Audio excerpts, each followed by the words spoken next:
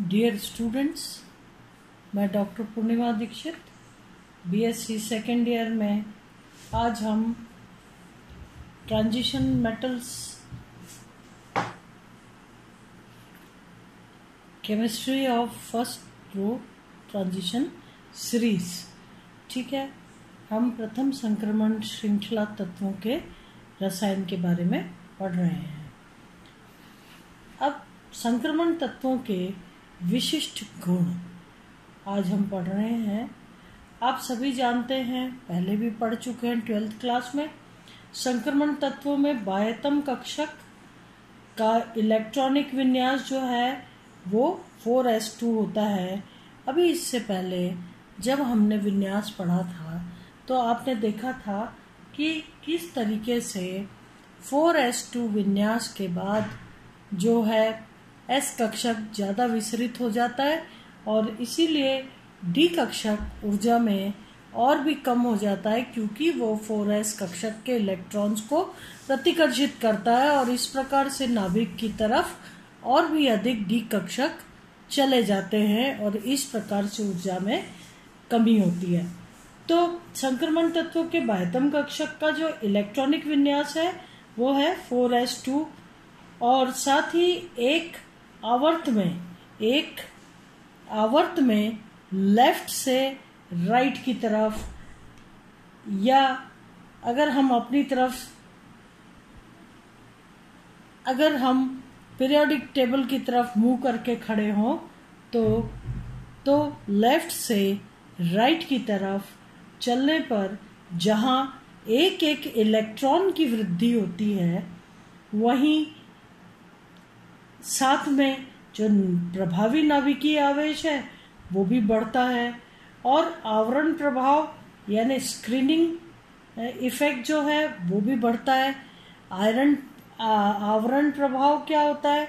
जो अंदर के इलेक्ट्रॉन्स हैं डी कक्षकों के, वो एस कक्षक तक जो नाभिक की पकड़ है उसके बीच में बाधा उत्पन्न करते हैं, या एक आवरण की तरह, पर्दे की तरह बीच में रहते हैं और नाभिक का जो प्रभावी नाभिकीय आवेश है वो 4s कक्षक के इलेक्ट्रॉन्स को जो महसूस करना चाहिए उसमें कमी कर देते हैं, पर्दे की तरह काम करके।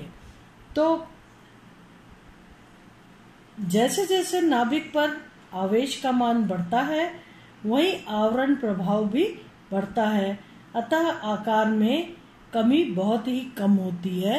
अगर हम स्कैंडियम से कॉपर तक चलें, लेफ्ट टू राइट चलें, तो दिखेगा कि किस तरीके से नाभिक पर आवेश बढ़ रहा है और आवरण जो इफेक्ट है वो किस तरीके से वेरी कर रहा है या उसमें परिवर्तन हो रहा है। तो प्रभावी नाभिकीय आवेश जैसे जैसे लेफ्ट टू राइट बढ़ता है वहीं आवरण प्रभाव भी बढ़ता है, अतः आकार में कमी बहुत कम होती है। नाभिकीय आवेश, प्रभावी नाभिकीय आवेश आकार को कम करने की कोशिश करता है, वैसे ही जो आवरण है, स्क्रीनिंग इफेक्ट जो है वो उसके साइज को बढ़ाने की कोशिश करता है। यही कारण है कि ये जो संक्रमण तत्व होते हैं अपने कंजेनर्स से समवर्गीय की अपेक्षा अपने श्रृंखला के तत्वों से गुणों में अधिक समानता रखते हैं। आप जानते हैं, एक तो आकार और दूसरा जो है इलेक्ट्रॉन किस कक्षक में आ रहे हैं। यहाँ पर कक्षक भी समान है, 3D कक्षक में एक एक इलेक्ट्रॉन भर रहे हैं। दूसरी बात, आकार में भी एक करीब करीब ट्रांजिशन एलिमेंट्स जो एक सीरीज में आ रहे हैं बराबर हैं आकार में भी, और यही कारण है कि एक आवर्त में आने वाले तत्व आपस में अधिक समानता रखते हैं। संक्रमण तत्व के कुछ विशेष गुण जैसे छोटे परमाणु आकार, उच्च घनत्व, उच्च गलनांक व कथनांक, बहुत से उप सहसंयोजक यौगिक बनाना, रंगीन यौगिक बनाने की क्षमता और परावर्ती ऑक्सीकरण अवस्था आदि इनके विशेष गुण होते हैं। अंतरकाशी या इंटरस्टिशियल यौगिक भी ये बनाते हैं। अब सर्वप्रथम अगर हम धात्विक त्रिज्या लें, जो कि आपको इस कॉलम में दिख रही है, तो देखिए किस तरीके से धात्विक त्रिज्या कम होती जा रही है और अंत में आकर के कॉपर पर बढ़ रही है। तो धात्विक त्रिज्या को देखें, संक्रमण तत्वों की श्रृंखला में बाएं से दाएं चलने पर, लेफ्ट टू राइट चलने पर एक परमाणु क्रमांक की वृद्धि होती है ना। स्कैंडियम 21, टाइटेनियम 22, वेनेडियम 23, क्रोमियम 24, एक एक परमाणु क्रमांक की वृद्धि हो रही है और इसके साथ प्रभावी नाभिकीय आवेश के बढ़ने पर आकार में कमी होती है। ठीक है, मैंने आपको बताया क्या प्रभावी नाभिकीय आवेश, नाभिक पर आवेश की मात्रा बढ़ रही है, प्रभावी नाभिकीय आवेश बढ़ रहा है और इस तरीके से प्रभावी नाभिकीय आवेश में बढ़ने के साथ साथ आकार में कमी होती है। परंतु इसके साथ ही 3D कक्षक में आने वाला इलेक्ट्रॉन स्क्रीनिंग इफेक्ट में भाग लेता है और 4s कक्षक के इलेक्ट्रॉनों को प्रतिकर्षित करके आकार में, परमाणु के आकार में या धातु के जो त्रिज्या है उसमें बढ़ोतरी करने की कोशिश करता है। तो 3D कक्षक में आने वाला इलेक्ट्रॉन के कारण स्क्रीनिंग इफेक्ट या परिरक्षण प्रभाव भी बढ़ता है, जो कि आकार को बढ़ाने की प्रयास करता है। इस प्रकार स्कैंडियम से मैग्नीज तक, ठीक है, स्कैंडियम से मैग्नीज तक आकार में कमी 85% तक परिरक्षण द्वारा प्रतिसंतुलित हो जाती है। इसी कारण से आप देख रहे हैं कि धात्विक त्रिज्या में बहुत हल्की कमी हो रही है। ठीक है, लेकिन इसके पश्चात इलेक्ट्रॉन के प्रवेश के साथ परिरक्षण प्रभाव और प्रभावी नाभिकीय आवेश एक दूसरे को पूर्ण रूप से संतुलित कर रहे हैं, जो कि आपको आयरन, कोबाल्ट, निकल में दिखाई दे रहा है। आकार करीब करीब समान है। तो यहाँ पर परिरक्षण प्रभाव और प्रभावी नाभिकीय आवेश एक दूसरे को संतुलित कर रहे हैं। अतः आयरन, कोबाल्ट, निकल आदि की त्रिज्या लगभग समान हो जाती है। लेकिन कॉपर पर परिरक्षण प्रभाव के अधिक होने के कारण आकार में वृद्धि हो रही है, जो आपको दिख रही है कि कॉपर में अधिक इलेक्ट्रॉन्स डी कक्षक में आ जाने के कारण परिरक्षण प्रभाव भी बढ़ गया और कॉपर के आकार में वृद्धि हुई। यदि हम घनत्व को देखें तो किसी तत्व का घनत्व उसके परमाणु भार, परमाणु त्रिज्या और क्रिस्टल जालक में, क्रिस्टल लैटिस में परमाणुओं की व्यवस्था पर निर्भर करता है। ठीक है, उसके परमाणु भार क्या है, परमाणु त्रिज्या क्या है और क्रिस्टल जालक में व्यवस्था कैसी है। अतः लेफ्ट टू राइट चलने पर आकार में कमी के साथ घनत्व बढ़ता है।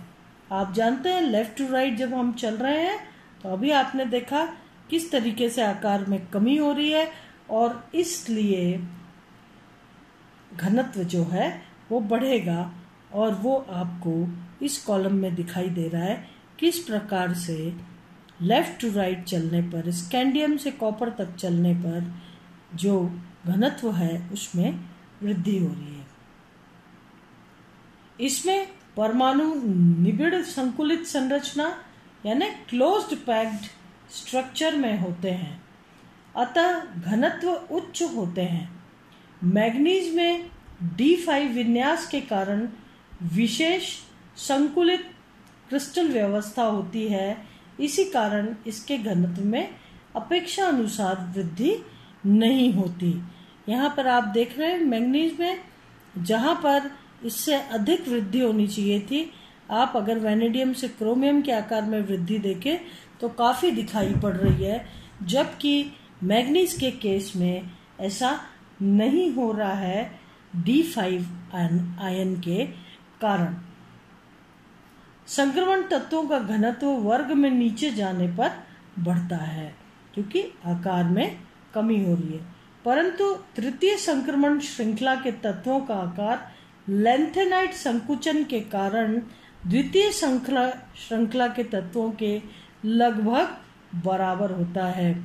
जहां थर्ड रो ट्रांजिशन एलिमेंट्स में आकार में वृद्धि होनी चाहिए, लेकिन अभी आपने पढ़ा कि लेंथेनम के बाद 14 लेंथेनाइड्स आते हैं और लेंथेनाइट संकुचन के कारण थर्ड ट्रांजिशन उसके बाद आने वाले एफ ब्लॉक एलिमेंट या लेंथेनाइड्स के बाद आने वाले तत्वों में लेंथेनाइड कॉन्ट्रैक्शन या लेंथेनाइड संकुचन के कारण वृद्धि नहीं होती और इसीलिए ये द्वितीय संक्रमण श्रेणी के जो तत्व होते हैं उनके साथ करीब करीब आकार में बराबर होते हैं। तो तृतीय संक्रमण श्रृंखला के तत्वों का आकार लेंथेनाइड संकुचन के कारण द्वितीय श्रृंखला के तत्वों के लगभग बराबर होता है,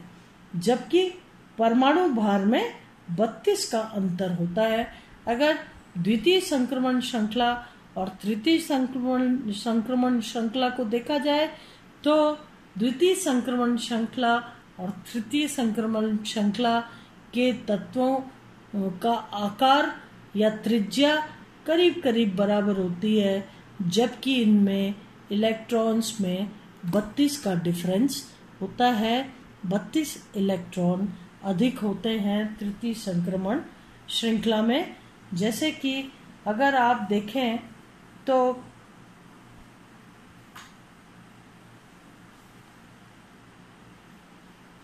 द्वितीय संक्रमण श्रृंखला और तृतीय संक्रमण श्रृंखला के आकार ये अभी हम जब second and third transition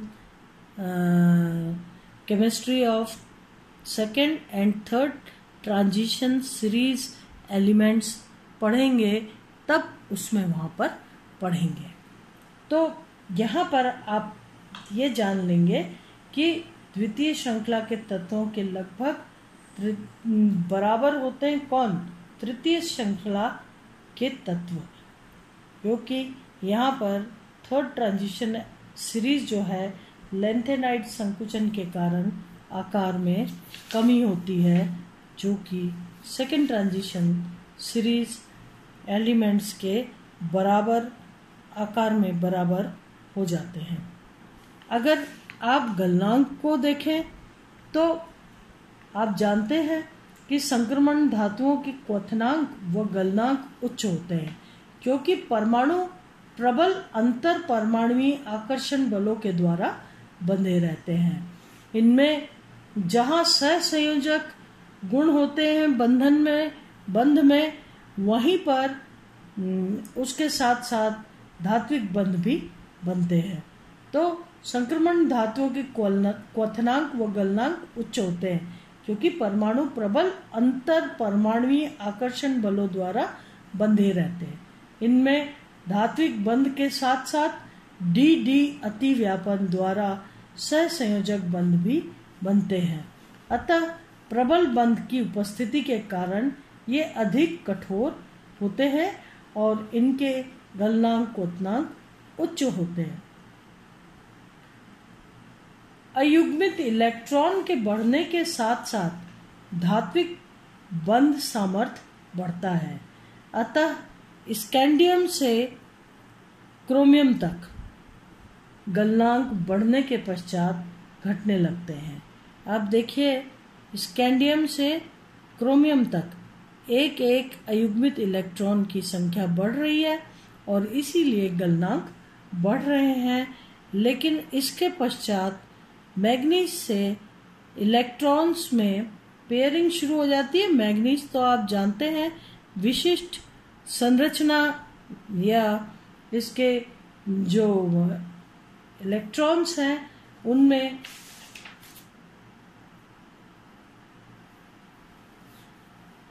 wishes संकुलित crystal संरचना होती है और इसके कारण इसका जो गलनांक है वो आश्चर्यजनक रूप से कम है, जबकि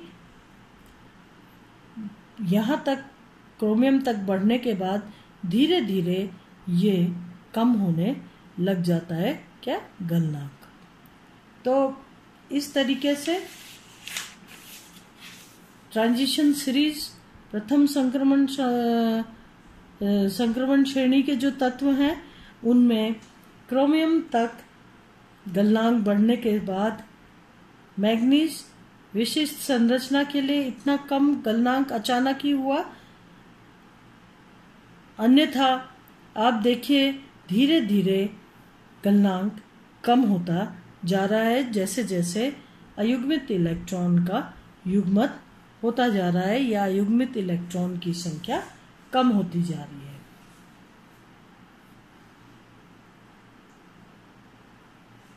मैग्नीज का जो गलनांक है अपवाद स्वरूप कम है, जिसे D5 विन्यास की उपस्थिति के कारण इलेक्ट्रॉन का धात्विक बंध में कम योगदान हो जाने द्वारा समझाया जा सकता है। जिंक कैडमियम मरकरी में अयुग्मित इलेक्ट्रॉन न होने के कारण धात्विक व सहसंयोजक बंध नहीं पाए जाते। इस चीज का आप विशेष ध्यान रखिए। जिंक कैडमियम मरकरी में सभी इलेक्ट्रॉन युग्मित होने के कारण धात्विक व सहसंयोजक बंध नहीं पाए जाते। यही कारण है कि इनके गलनांक क्वथनांक डी ब्लॉक तत्वों में सबसे कम होते हैं तथा मरकरी धातु होते हुए भी द्रव अवस्था में होती है। सिल्वर का मेल्टिंग पॉइंट व बॉइलिंग पॉइंट कॉपर तथा गोल्ड की तुलना में कम होता है, संभवतः क्योंकि सिल्वर में +1 ऑक्सीकरण अवस्था स्थायी होती है, अतः डी कक्षक बंधन में भाग नहीं लेने की प्रवृत्ति रखते हैं और इसके कारण परमाणुओं के बंध के मध्य बने बंध दुर्बल होते हैं। अगर आप आयनन विभव की बात करें, संक्रमण तत्वों के आयनन विभव का मान S व P ब्लॉक तत्वों के आयनन विभव के मानों के मध्य पाए जाते हैं। परमाणु क्रमांक में वृद्धि के साथ साथ प्रभावी नाभिकीय आवेश में धीरे धीरे वृद्धि होती है, अतः परमाणुवीय त्रिज्या में भी अति न्यून कमी होती है। आप देखिए परमाणुवीय त्रिज्या में भी अति न्यून कमी होती है और इसी के फलस्वरूप आयनन विभव का मान भी धीरे धीरे बढ़ता है। क्रोमियम व कॉपर का द्वितीय आयनन विभव यहाँ से शुरू हो रहा है। ये क्रोमियम और कॉपर ये द्वितीय आयनन विभव का मान पास के सदस्यों से अधिक होता है,